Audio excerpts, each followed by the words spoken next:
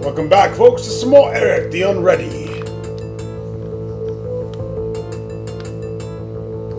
Let's see, the great and terrible visage of the god Molochi takes up the entire north wall of the sanctuary. The terrifying eyes seem to follow your every step. The lips are open in a horrible grimace, revealing sharp teeth that are clenched shut. Against one wall is a vat of sacrificial wine. The only exit to the south, you see a book and a sacrificial virgin.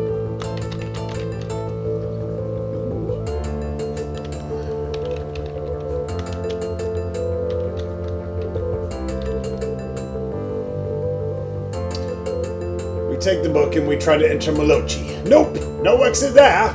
No siree, don't see anything that even looks like an exit.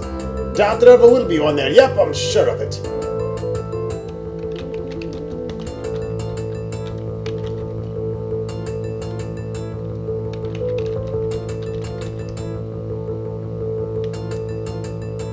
Smoke starts to pour from Molochi's nostril.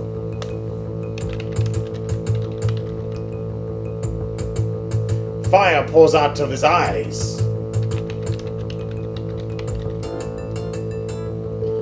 His teeth slowly come apart, a low rumble from somewhere inside his mouth. Summoning up all your courage, you dive into the blackness. Expecting to die at any second, you pass through a wall of flame and then fall in space for what seems like forever. You land with a thud, which knocks you out for a second, and when your head clears, you are aware of a sense of gradual upward motion. Cautiously, you open your eyes. You are slowly rising through the hollowed-out core of Mount Spa, the famed mountain of the gods. A warm, steady breeze blows up from below. It almost feels as if, instead of the escalator, is carrying you higher. The escalator continues to carry you up into a mountain. A sign comes into view. Please keep both hands inside the escalator. The gods will not be responsible for personal injury. You pass the sign, rising higher and higher all the time. You cavort, you cut a rug. As you near the top of the escalator, you glance up high above your head. The walls of the mountain come together in an inverted cone, at the very tip of which seems to be a large cork. Before you have time to wonder about the significance of the discovery, you reach the top of the escalator and step off, passing through a wall of mist. In the promontory, dense clouds swirl around you as you survey this rocky outcropping. Through the mist, you see a lone figure with a shovel and his hands bent over a hole. A narrow path leads off from the mountain to the southwest. The figure straightens and says, "Hello, welcome to the Mountain of the Gods. My name is Tom. I see you've got one of those magic rings. Can't have that up here, you know." He takes the ring away from you and suddenly notices the shovel in his hand and seems surprised to find it there.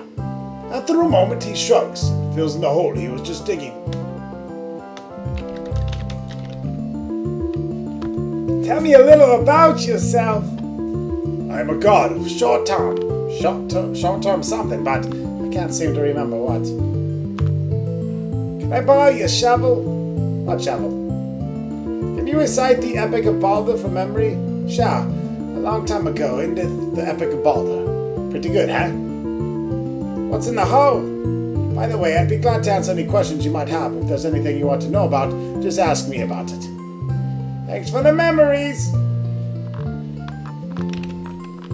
You cautiously pick your way along the level, but narrow path. Following its treacherous course around the mountain, after a while, mist starts to dissipate, and a path broadens to become first a track and then a road that leads you to a sunny, open area near some classical buildings. Agora. Warm sunshine splashes across this pleasant plaza, bathing everything around you in a golden glow. There's a grove of trees growing to the west, and to the south lies the fabled Palace of the Gods. It is a phantasmagorical building that is steeped in the mysterious aura of legend. The road of which you first arrived disappears northeast into the mist. Glancing upward, you see that you are nearly at the top of Mount Spa. From the very peak comes the glint of sunshine, reflecting off some metal. We head west into the Glade. Holy shit! Man's imagination holds no lovelier sight than the goddess of beauty. That would be Aphrodite or Venus. bathing in the woodland pool. And here she is, her flawless body immersed in Ronstock's arms. In sparkling water. Her auburn hair floating around her like a halo. Hello! Warm sunlight filters down through the trees, striking a golden key, hanging between her hanging from a tree on the western shore of the pool. Not a single breeze disturbs the tranquility of the scene. As the goddess bathes, her languid movements send gentle ripples lapping against the shores of the pond. The quiet sound, magnified, is still in the air of the glade. In a few moments, you can tear your gaze from her. You notice the exit leads east and north into the woods. You see a golden key here. I don't know which key I want to get. The one on the tree or the one to her chastity. Let's talk to the goddess. Whoa, we got to spell right. Double D's, if you know what I mean. Swing, swing! Do you always do like that? Would you like to go out with me next month? Sorry, I'm washing my hair again next month. Nice weather we're having. Oh, it's usually nice up here. The breezes are always warm and gentle. Tell me about that key. I don't know anything about it except it's been there for ages. How come it's so warm, even though they're fairly high up in the mountain? Perhaps you're mistaking me for the goddess of brains. She is bathing in the next pool over. There's behind you a giant snake. Silly mortal, there are no snakes on this mountain. Where's your other hand? None of your business. Now put your tongue back in your mouth and be on your way. This has been a titillating conversation, me love. I have to go beat off in the bathroom somewhere. Only in your dreams, Shayla. You know, somehow I knew you'd get around to this. The goddess smiles sweetly and says, It'll kill you in less than 30 seconds, honey. The goddess murmurs, Naughty, naughty. You can look, but you mustn't touch. Passing through the band of trees to the north, the weather quickly changes, growing colder with every step. You climb up the mountainside and soon come to a cave. Nervously, you step inside the windy cave. This is home of the god of North Wind. Icicles hang from the ceiling and snow lay scattered on the ground. The god himself is pacing back and forth, swinging his arms, stamping his feet, and mumbling to himself.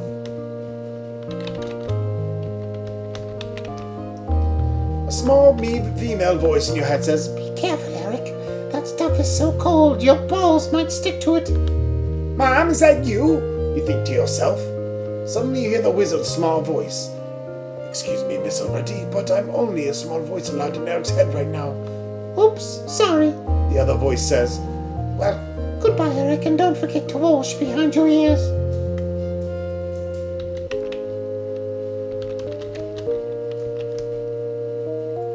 "4 years in this awful key, 5 years, and every time I blow my nose or sneeze, one of these broad sun-bathing jocks complains.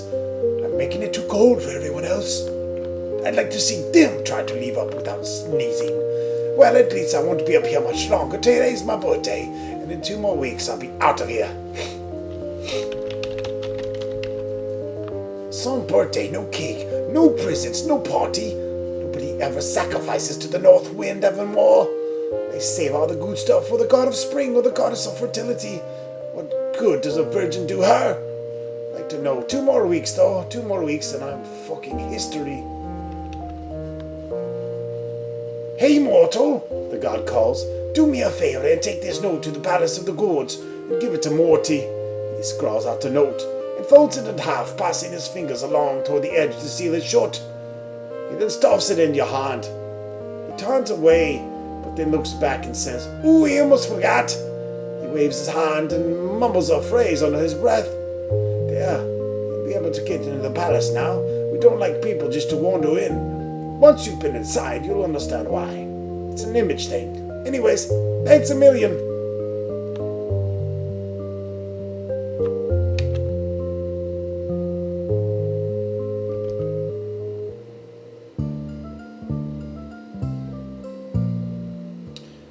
This is a sterile, fluorescent-lit office dominated by a very functional reception desk, behind which sits Sleo, the receptionist of the gods.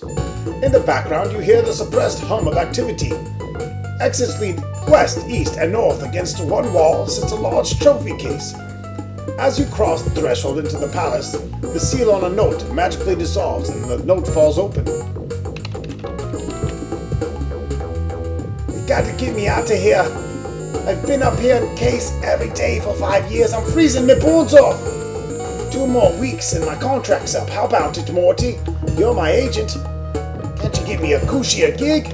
I hear God of Wine is going to open up soon. I can handle it, I swear.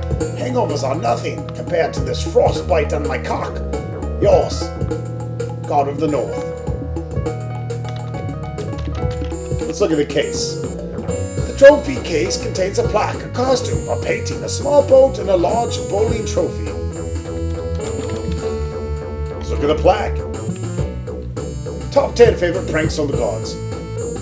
Closing all the discos in heaven so that angels have to dance on the headpins. Telling man he was the ruler of earth and then creating women. Letting the air out of the atheist tires. Blindfolding a guy, hiding him for 3 days in a tuna packing plant, and then telling him he'd been swallowed by a whale. Imprisoning a people in the desert and then pelting them on the head every day with stale bread. Dan Quayle. Convincing monks that celibacy is a good idea. Creating a complete fossil record in a day so that pinhead fundamentalists would have something to be right about. Getting virgins pregnant without telling their husbands, and the all-time #1 favorite prank of the gods, David Letterman's haircut.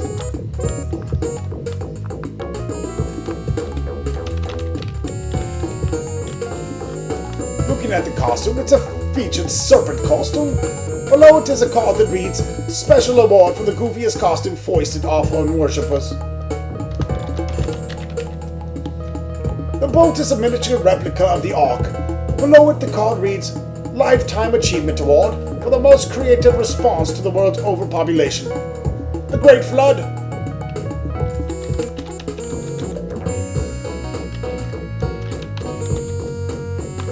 Hi, I'm Eric, the Unready. Mighty hero. Well, you're half right. I like to uh-oh, not good. I'd like to see Marty, please. He's a busy god. He only sees people-owned business. Tell me about Valhalla Industries. Well, it's Marty's brainchild, really. He was the first to realize how much money there could be made in God's business. So he sold franchises, established new deity positions, and set up merchandising department. All for a percentage, of course. He plowed some of the profits back in R&D. A couple millennia later, voila, here we are. Why do gods like bowling so much? Oh, it's just a fad. Give them a few more 1,000 years and they'll move right on to something else. Would you like to go out with me next month? Sorry, I don't go out with mortals. Just when you're getting to know them, they croak. You can go back to your cars now, hooker. Let's give the note to Cleo, or whatever her name is. Cleo looks at the note and hands it back to you. Then she yells at the closed door, Marty! Someone to see you! She turns back to you and says, He'll be out in a few minutes.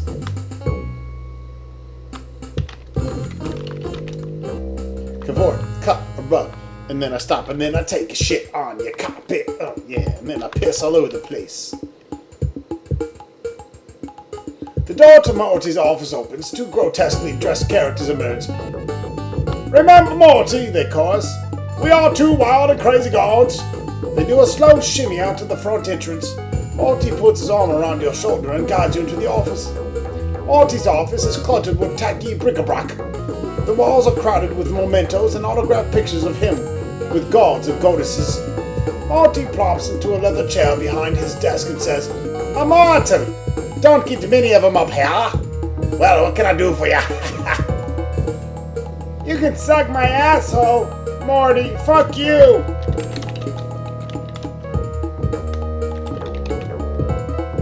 Marty takes the note and tosses you a small wood token. Thanks, kid. He glances at the note, then he wads it up and throws it away and bellows, "Cleo!" The receptionist comes in and Marty says, "Take a letter, dear North. I've got 2 offers cooking for you right now. One is a 2-year gig as a god of the moon, and the other is 6 months as god of volcanoes. I'm guessing the moon's a little cold for you after this last job, but I'm trying for the volcanoes. It's messy, but at least it's warm. Let me know when you think." Marty pauses and appears to think. "And your score goes up by 5.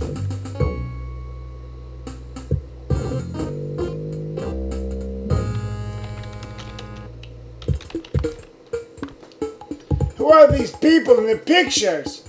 "These aren't people, Bubbler. They're deities. First class of goddesses who I helped get where they are today." "To whom should I sacrifice so my quest will be successful?" Let me see. Logical choice would be the god of lost causes, but he's busy with the Bush campaign. I guess your best bet would be the god of blind, dumb, stumbling luck. "I'd like to get in and talk with the people in your legal department." "No, you wouldn't, kid. Trust me on this one." "I'd like to be a god." Everybody says that, but let me tell you, the hours are lousy, the pay is worse, everyone wants to talk to you all the time. My advice is to be a bum. You set your own hours, you work outside, and there aren't any annual performance reviews. Thanks for the advice." "No problem, enjoyed it. Let's take another meeting sometime. Have your people call me." Marty comes out of his reverie. "Signing best personal regards, Marty. Thanks, sweetheart. That's all. By the way, here's a little something I picked up for you on my last trip. Immortal slime. It's some woad for your makeup kit." He tosses her the woad. Cleo leaves.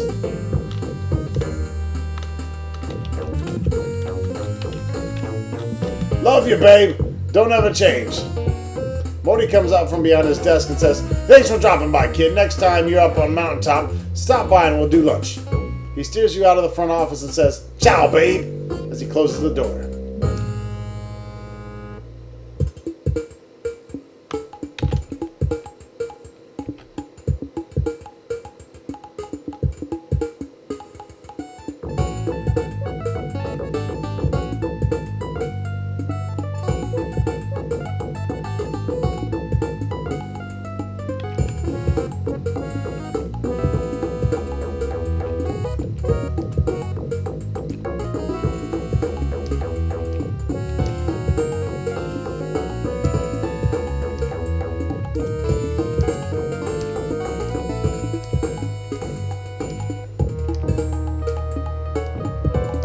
"I want to go west."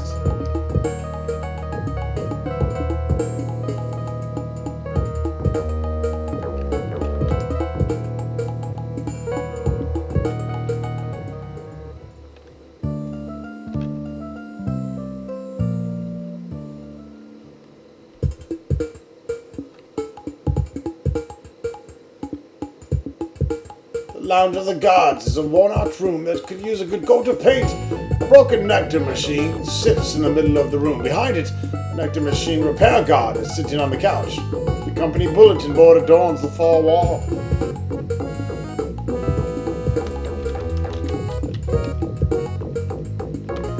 "When are you gonna fix the nectar machine, asshole?" "When I get around to it, chum. When I get around to it." "Will the machine be hard to fix?" "Nah, it'll be a piece of cake once I get around to it. It'll only take me a couple minutes." "Is nectar really the choice of the new generation?" "I wouldn't know. I don't drink this stuff. I just fix these fucking machines." Nectar. Gotta have it." Who was the advertising genius who thought of that shit?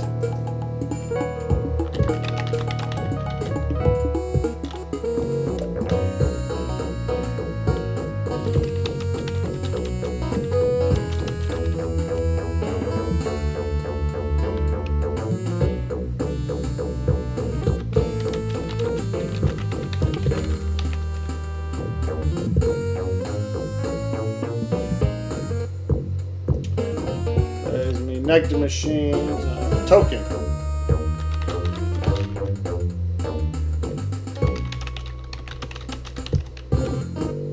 "Why would you look at that? Around to it. Guess I better get to work." He stands up, opens the machine, and fiddles with its innards. Then he closes it up again. "Good as new," he says, tossing you a coin. "Give it a try." He packs up and leaves. It appears to be the rarest of all artifacts. A penny from heaven.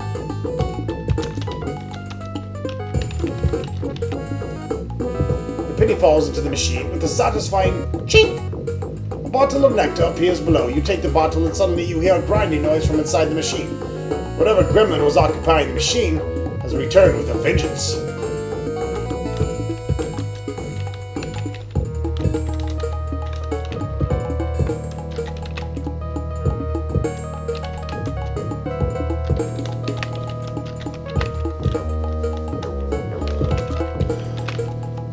The bulletin board is covered with notices. One of them reads, "Due to recent complaints, the automatic payroll deduction for life insurance has been discontinued."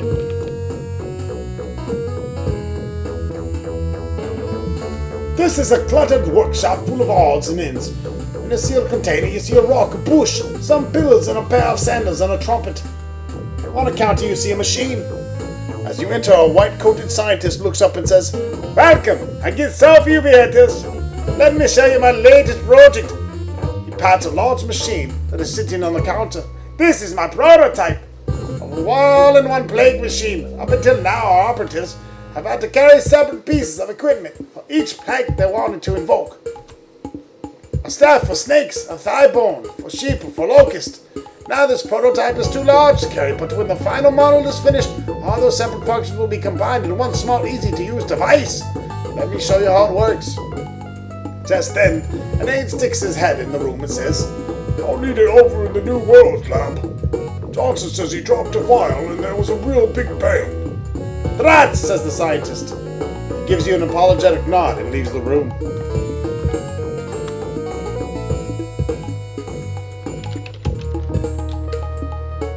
A swarm of gnats attacks your head, biting you at the bandit. Suddenly they leave as quickly as they came. I need to save before I die again.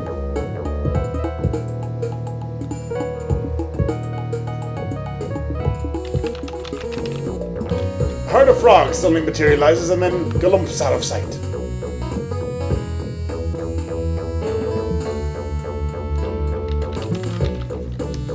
You give the crank a turn and suddenly you are knee-deep in slime wigs. They immediately disappear through cracks in nearby walls, but one of them is slower than the rest. I'm gonna get that slime wig.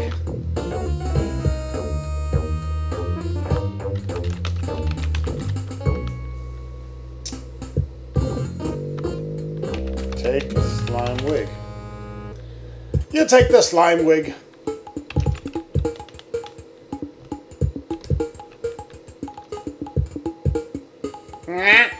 This room is stacked floor to ceiling with books and scrolls and stone tablets of all shapes and sizes.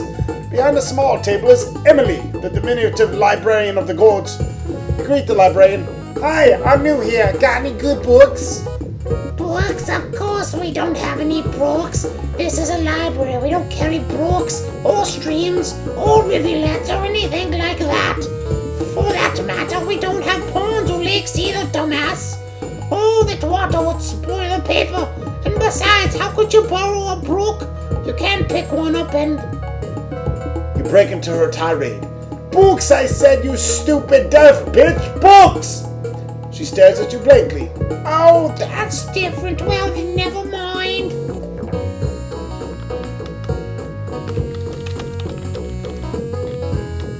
"I'd like to read some scrolls, please." Feed some trolls? This isn't a zoo, young man. "You certainly have a lot of shelves here." Elves? Sorry, no elves in here. "Why don't you get a hearing aid, you old bitch?" Hearing trade? Why, no, thank you, young man. I don't believe I like any fish today. I'm not giving you a mountain of the gods, home of the most powerful beings in Taurus. And be careful who I called an old bot. "Why can't I read the other scrolls?" Feed geese some other rolls? You're not making sense, young man. "I give up. I can't take this shit any longer." Any lager? No, we don't have any beer here by now.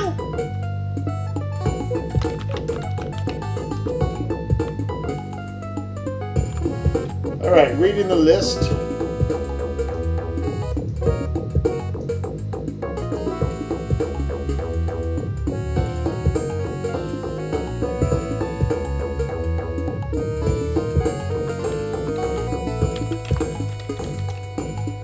From Beer to Maternity. The book is about the dangers of drinking and dating.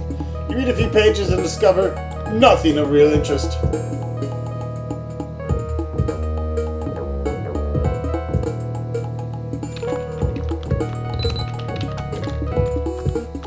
librarian takes the book away and puts it on the shelf.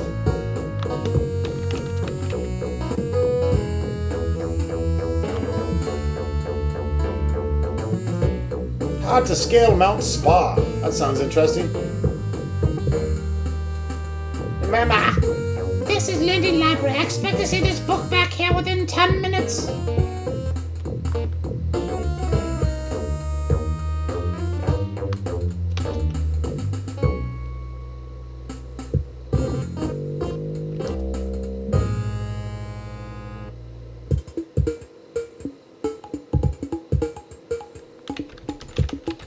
Let's talk to old Richard here.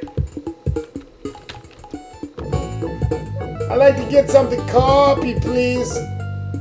Thank you later. Not reading the signs, bummer. What happens to the originals of the things you copy? Eric Astola asking questions. Richard! Sounding stupid! The attic man making fun of Richard. Gonna get himself killed if he's not careful. Can't I say one thing without you parroting it back to me? No. The Rickster, leaving the dialogue menu, all the right. What an asshole.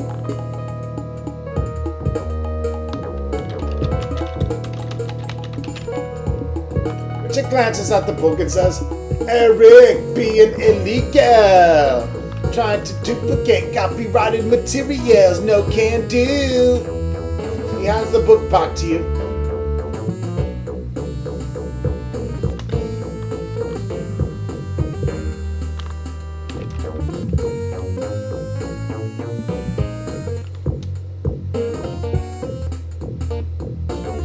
Ah, there's a note on the road. Let's get the note.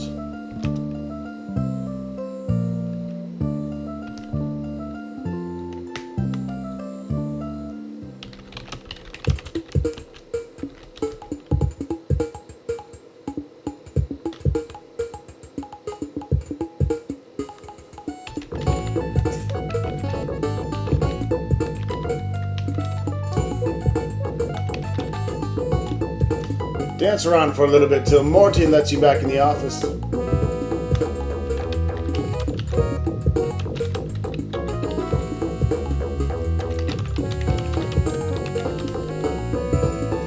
Morty glances at it and then he walls it up and throws it away and bellows, Cleo!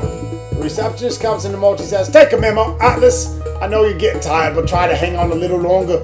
I'm sending Hercules over to spell you for a while. Morty pauses and appears to think.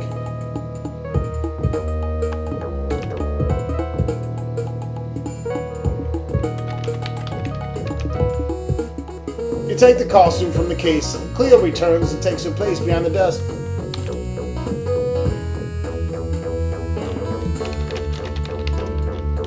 The bulletin board is covered with notices. One of them reads, Fresh cakes for all occasions. Delivery in 30 eons or less. 1-800-DOMINUS. Remember, Dominus delivers.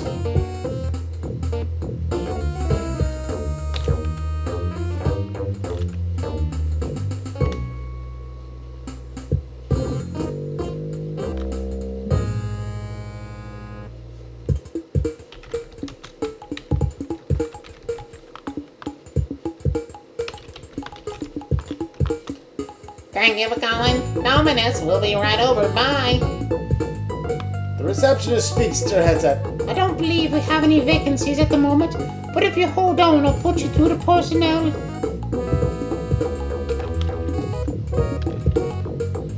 And now you gotta wait for a long time to get the cake.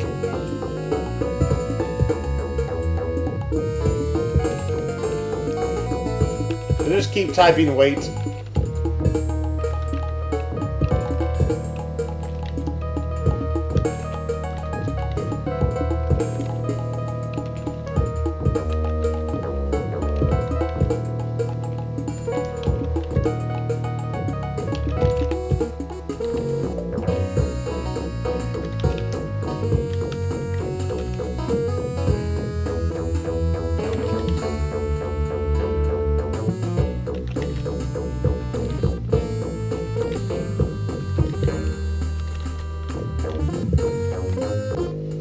Eventually you'll get this. An out-of-breath delivery boy shows up Sorry I'm late. It's halftime at the Ragnarok Bowl, and we're flooded with orders. He hands you a cake and then he leaves. Your score goes up by 5. And we'll see you in the next video. Thanks for watching.